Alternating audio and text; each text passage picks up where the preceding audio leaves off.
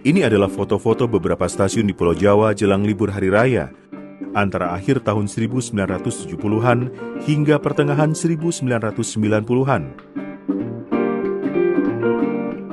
Foto-foto ini merupakan bidikan wartawan senior Kompas Hendro Wiono yang rutin meliput arus mudik dan balik kala Hari Raya tiba. Jalan raya belum bagus, tol belum ada, jadi semua bisa 2 hari 2 malam baru dari sini sampai ke Semarang bisa jadi, tapi kereta api bisa 12 jam sampai. Tarifnya murah, jadi semua lari ke kereta api. Semua kereta api kelas ekonomi, bahkan kelas bisnis pun dijual kereta-kereta kelas-kelas karcis berdiri. Sejak Republik belum merdeka dan negeri belum bernama Indonesia, kereta api telah menjadi pilihan utama rakyat untuk mudik di hari raya. Tak peduli jenis keretanya, memegang tiket atau hanya bermodal nekat, penumpang berjubelan untuk pulang menuju kampung halaman. Dulu orang tanpa karcis bisa naik, bisa beli di atas, terus kereta api, bukan kereta api penumpang pun digunakan untuk lebaran. Karena memang tidak ada analogi, dulu dipakai sebagai kereta sapu jagat. Artinya sapu jagat itu siapapun yang mau pulang kampung, mudik maksud saya lebaran, belum terangkut apa-apa, dibawa ke semua ke stasiun. Kereta api menyediakan bahwa itu yang dipakai kereta barang, itu nggak masalah. Jadi lesehan aja gitu, memang nggak ada tempat duduknya, lesehan aja dan orang menikmati bang. Kereta api ekonomi jelang libur hari raya beberapa kali diberitakan harian Kompas begitu menyiksa. Kaca-kaca dipecahkan karena penumpang kepanasan, bahkan beberapa sulit bernafas. Adapun yang lain memilih berdiri sepanjang perjalanan.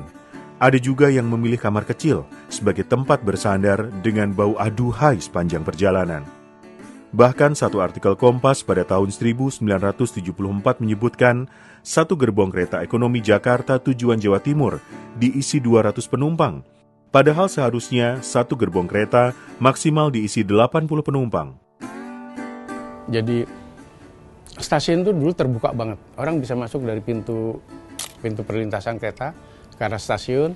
Ketika ada petugas, nggak boleh masuk, kasih duit masuk.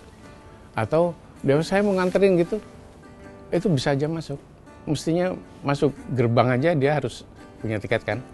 Tapi dia masuk, dia tidak bawa tiket, dia di lokomotif atau di kereta makan, bayar kondektur atau bayar masinis, jauh lebih murah dibanding kalau beli karcisnya gitu.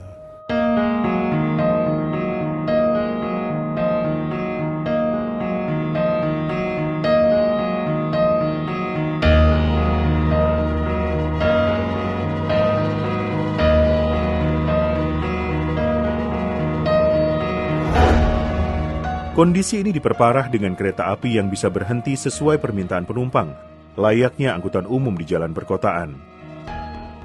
Karena zaman jahiliyah itu ya, saya sendiri menyaksikan bahwa masinis kolaborasi sama masyarakat di mana gitu, ketika dekat situ untuk ke Jawa Tengah, berhenti dulu naik. Saya kan kenal orang kereta api, lalu saya mau nengok rumah pembantu saya sekeluarga. Tapi kereta api yang saya tumpangi nggak berhenti di situ. Saya bilang, Mas, aku berhenti. Wah, gampang. Akhirnya udah stasiun dekat ke Kroya, saya panggil itu orang dari restorasi. Mas, tolong bawain koper-koper nih. Pak, nggak berhenti. Enggak, saya mau berhenti di sini. Enggak, Pak, nggak bisa katanya. Biarin aja deh. Berhenti bener.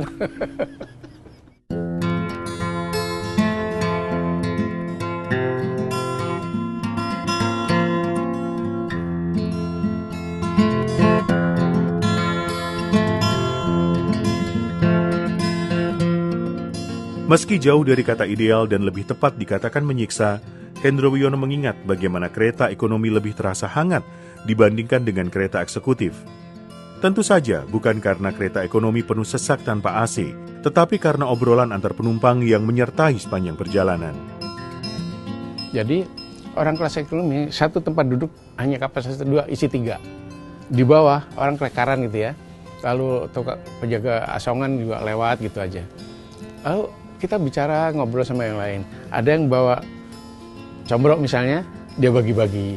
Itu tidak akan terjadi di kelas eksekutif.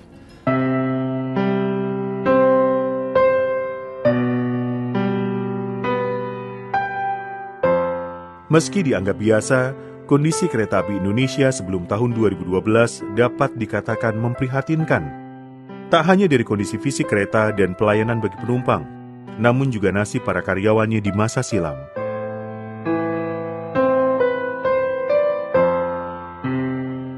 Selanjutnya, di seri 74 tahun PT Kereta Api Indonesia. Yang saya nggak lupain itu ada petir. Petir yang di depan kayak seperti mengkilat aja gitu di depan mata gitu. Saya loncat ke belakang. Pas di belakang ada kereta.